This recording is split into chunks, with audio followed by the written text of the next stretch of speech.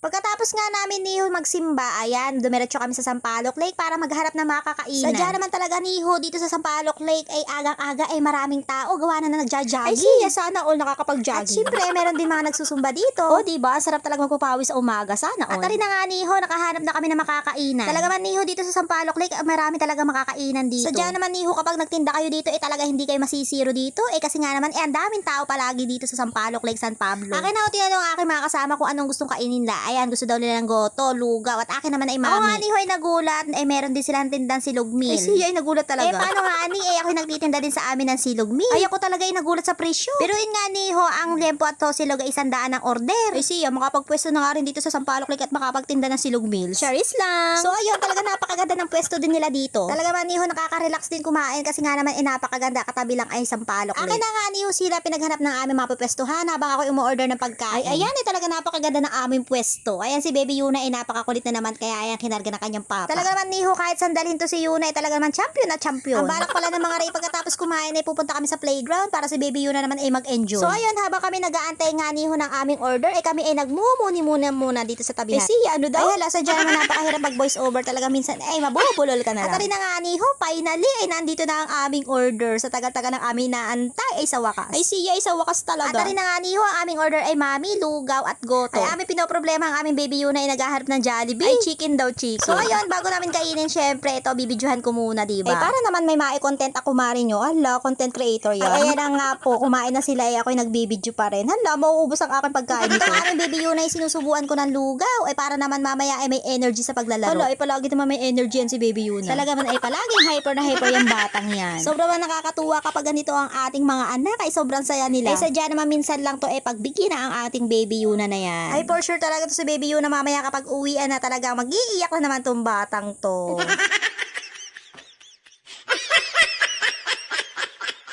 No, titignan natin. Ayusin natin. Ayusin. Dali, ayusin.